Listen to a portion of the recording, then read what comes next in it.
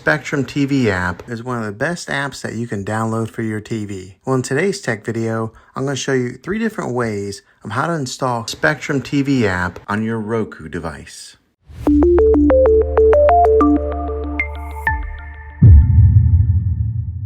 It can be really frustrating if you want to watch some of the great content that is on Spectrum TV app and you find that your TV is unable to download it. If your TV is an older model of smart TV, then it could prevent you from downloading this app.